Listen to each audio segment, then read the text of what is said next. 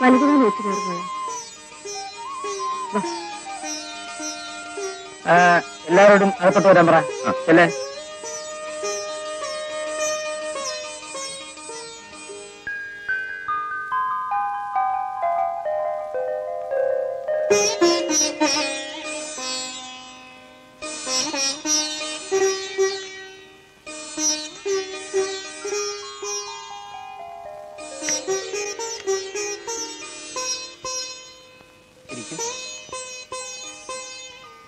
ഒറ്റയ്ക്കിരുന്ന് ബോറടിക്കാണല്ലേ?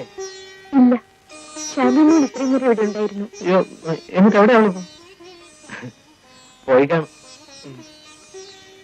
സാധാരണയായിട്ട് അവൾ ഇവിടെയാണ് കിടക്കാറ്. അല്ല, ഇനി മുതലത് പറ്റില്ലല്ലോ. എന്താ ഞാൻ പറഞ്ഞത് ഒരു റിയാക്ഷനും ഇല്ലേ? നാണമായിരിക്കും.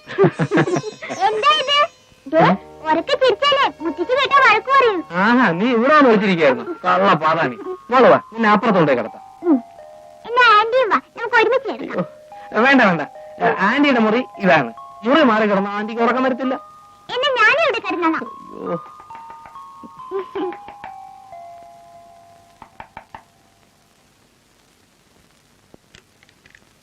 മോളിവിടെ ഉണ്ടോ?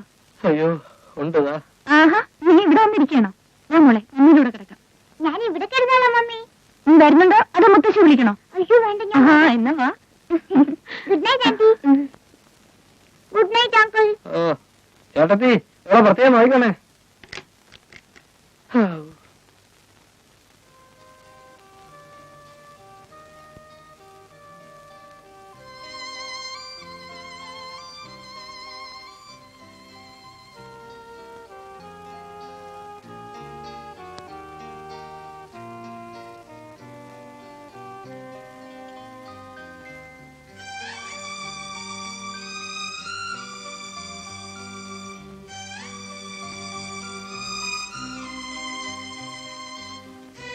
മോളെന്താ വീട്ടിരിക്കുന്നത്?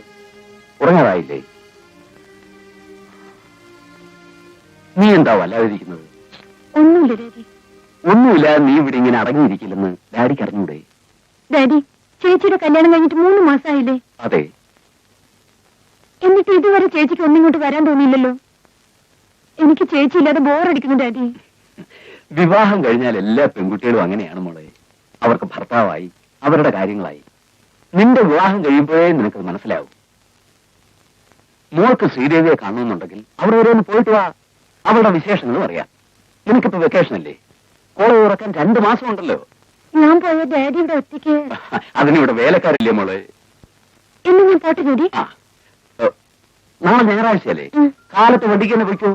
മോള് വരുന്നുണ്ടെന്നുള്ള വിവരത്തിന് ഞാൻ ഇപ്പൊ തന്നെ ഫോൺ ചെയ്ത് പറയാം. വേണ്ട വേണ്ട, ഫോൺ ചെയ്തൊന്നും പറയണ്ട. ഞാൻ ചെല്ലുന്നത് ചേച്ചിക്ക് ഒരു സർപ്രൈസ് ആയിക്കോട്ടെ.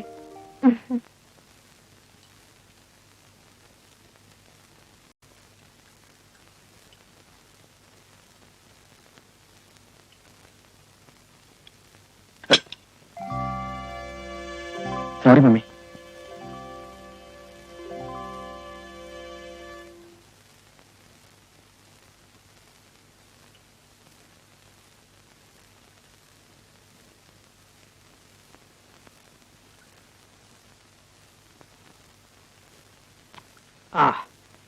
ഈയിടെയായിട്ട് വാര്യർക്ക് കൈപ്പുണ്യം ഏറിയിട്ടുണ്ട്. കറിക്കൊക്കെ നല്ല രുചി. ഇപ്പൊ കറിയൊക്കെ വയ്ക്കുന്നത് ശ്രീദേവിയാണ് ഡാഡി. ആ നമ്മളെ അതാ ഒരു രുചി വ്യത്യാസം. വാര്യരൻ ആരാണെന്ന് നോക്കൂ. ത്രിവിക്രമപിള്ള ആയിരിക്കും.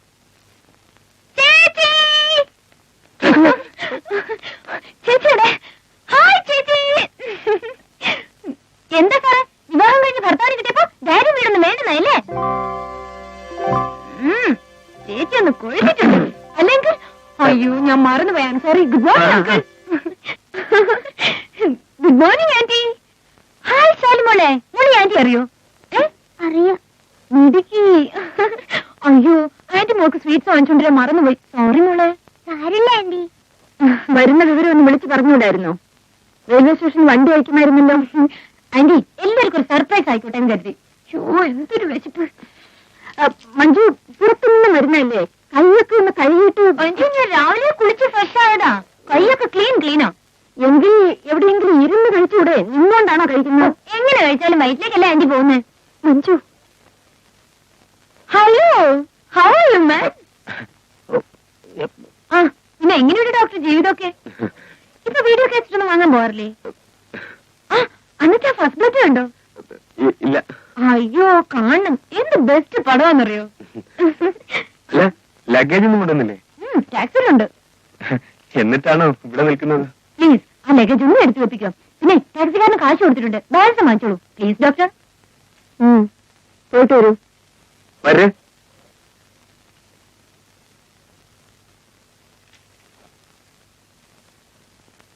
ശ്രീദേവി, മഞ്ജുനെ വിളിച്ച് നിന്റെ മുറിയിൽ കൊണ്ടുപോകും. ഭക്ഷണം ഞാൻ അവിടെ കൊടുത്തയക്കാം. ഞാൻ ഇവിടെ നിന്ന് കഴിച്ചോളാം. വീണ്ടും ഇതിനകത്ത് വരും.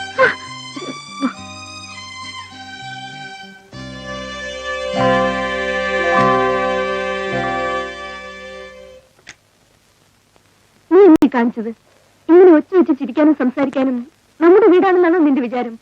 എല്ലാത്തിനും അടുക്കും ചിട്ടയും ഡിസിപ്ലിനും ഒക്കെയുള്ള ഒരു വീടാണിത്. എന്താ എന്താ എന്താ സംസാരിക്കാൻ പോലും പാടില്ലെന്നോ? ഇവിടെ എന്താ എമർജൻസി ഡിക്ലെയർ ചെയ്തിരിക്കുന്നു? മോൾ എങ്ങനെ ഇവിടെ കഴിച്ചു കൂട്ടുന്നു? സമ്മതിക്കണം, എനിക്കിവിടെ ഒരു കുറവുമില്ല. എന്നെ ജീവന തുല്യം സ്നേഹിക്കുന്ന ഭർത്താവുള്ളപ്പോൾ മറ്റെന്ത് കുറവുണ്ടെങ്കിലും അതെനിക്ക് സഹിക്കാനേ ഉള്ളൂ. ചേച്ചിയുടെ മുഖം കണ്ടാൽ അറിഞ്ഞൂടെ ചേച്ചി ഇവിടെ പേടിച്ച് കഴിയാണെന്ന്? ചേച്ചിയെ പെണ്ണ് കാണാൻ ചേട്ടനെ അയക്കാതിരുന്നപ്പോഴേ എനിക്ക് മനസ്സിലായി ഇവിടെ സ്ത്രീഭരണമാണെന്ന്. ദേ ഒരു കാര്യം പറഞ്ഞേക്കാം, ഇപ്പോഴേ നോക്കിയും കണ്ട് നിന്നില്ലെങ്കിലേ ചേച്ചിയും ചേട്ടനെയും ചിലപ്പോ ആന്റി രണ്ടു മുറി കിടത്തി ഉറക്കും. ഒന്ന് പതുക്കെ പറയടി, ഒന്നും കേൾക്കണ്ട. ഓ പിന്നെ കേട്ടാലെന്താ, എന്റെ മൂക്ക് ചെത്തു. ആ ഫോറസ്റ്റ് അങ്ങനെ ഇനി ഒന്ന് കാണട്ടെ. കല്യാണം കഴിഞ്ഞ പിന്നെ ആളെ കണ്ടിട്ടേ ഇല്ല.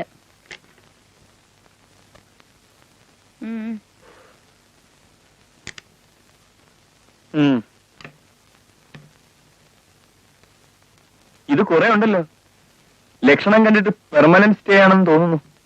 എന്റെ വെക്കേഷൻ 2 മാസം, അത് കഴിഞ്ഞിട്ടേ ഞാൻ പോകുന്നുള്ളൂ. അതിനു മുമ്പ് മമ്മി ഇവിടുന്ന് പാക്ക് ചെയ്യാതിരുന്നാ മതി. ഇതാ ബാലൻസ്. ആ വെച്ചോളൂ, ലഗേജ് ഒക്കെ എടുത്തതല്ലേ. മഞ്ജു, നീ വന്നു കയറുന്നതിന് മുമ്പ് തുടങ്ങിയോ? സോറി രവി. സാരമില്ല ചേട്ടത്തിയമ്മേ, ഇതേ തലക്കിട്ട് കണ്ട് കിട്ടാത്തതിന്റെ കുഴപ്പമാ. എന്താ മഞ്ജു ഇങ്ങനെയൊക്കെ സംസാരിക്കുന്നത്? 2 ദിവസം ചേച്ചിയുടെ കൂടെ കഴിയാനാ ഞാൻ ഇങ്ങോട്ട് വന്നത്. ഇവിടുത്തെ പോലീസ് ചിട്ടയൊക്കെ കണ്ടിട്ട് ഒരു ശുദ്ധികലശം നടത്തേണ്ടി വരുമെന്നാ തോന്നുന്നത്. ദേ എത്ര ദിവസം വേണമെങ്കിലും എന്റെ മോൾ ഇവിടെ നിന്നു. ഇല്ലാത്ത കുഴപ്പങ്ങളൊന്നും ഉണ്ടാക്കാതിരുന്നാൽ മതി. എനിക്കിവിടെ ജീവിക്കേണ്ടതാ. ചേച്ചി ഒന്ന് ചുമ്മാ ഇരി. ഇതേ 20th സെഞ്ചുറിയാ. ആ എനിക്കൊന്ന് കുളിക്കണം. ബാത്റൂം എവിടെയാ? അവിടെ.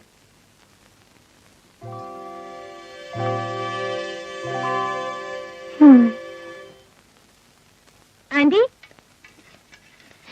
ഹായ്, സേമിയ പായസം എനിക്ക് വലിയ ഇഷ്ടമാണ്. മധുരം കുറച്ച് കൂടുതൽ ഇട്ടോ. ഇവിടെ ആരും അടുക്കള ചെരുപ്പിടാറില്ല. Sorry aunty. Hi apple.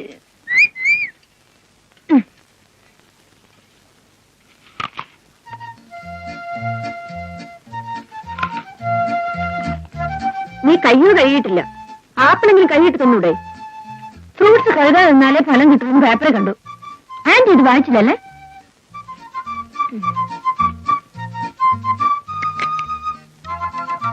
വരാൻ ചായ.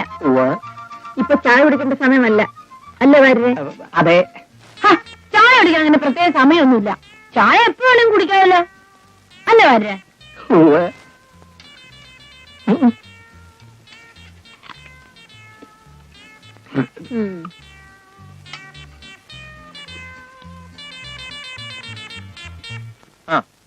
Okay sir. മമ്മി, എന്താ? ഡോക്ടർ ജോസഫ് ചെറിയാൻ വിളിച്ചിരുന്നു. നാളെ രാവിലെ വരാന്ന് പറഞ്ഞിട്ടുണ്ട്. ഓ അല്ല, ആർക്കും ഇവിടെ അസുഖം? ഡാഡിക്ക്. അതിനിവിടെ ഈ ഡോക്ടറില്ലേ? ഡോക്ടർ ജോസഫ് ചെറിയ ഞങ്ങളുടെ ഫാമിലി ഡോക്ടറാ. മാസത്തിൽ ഒരിക്കൽ വന്ന് ഡോക്ടർ ഞങ്ങളെയൊക്കെ ചെക്കപ്പ് ചെയ്യും. അപ്പൊ ഡോക്ടർ സാർ മാർക്ക് ലിസ്റ്റ് തിരുത്തി ഡോക്ടറായ പാർട്ടിയായിരിക്കും.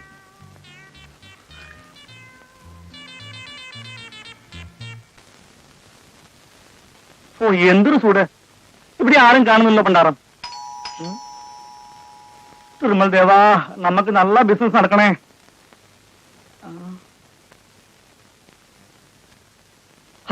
താനായിരുന്നു താനിത് എപ്പോഴും വീഡിയോ കാസറ്റുമായിട്ട് വരുന്ന മമ്മി കണ്ടോണ്ടല്ലോ. കൊച്ചമ്മ കാറിൽ പോകുന്ന 2 കണ്ണുണ്ട് കണ്ടല്ലോ. ആ ഏതൊക്കെ പടങ്ങളുണ്ട്?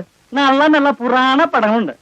ശ്രീരാമ പട്ടാഭിഷേകം, ഭക്ത കുചേള, പാലാട്ട് കേമൻ. ആ അതൊക്കെ താൻ തന്നെ കണ്ടാ മതി. മമ്മൂട്ടിയുടെ വല്ല പടങ്ങളുണ്ട്? ഉണ്ടല്ലോ. ആ ഉണ്ടെങ്കിൽ യൗവനിക അതുണ്ട്.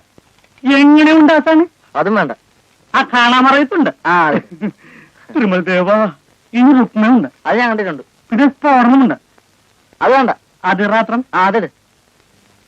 ഇനിയും കഥ തുടരും. അതോട് ഇങ്ങനെ പോയാലേ നിന്റെ കഥ അധികം തുടരില്ല. ദിവസം എത്ര ഗ്യാസിന്റെ അടുത്ത് കൂട്ടുന്നേ? മമ്മി അറിഞ്ഞോണ്ടല്ലോ.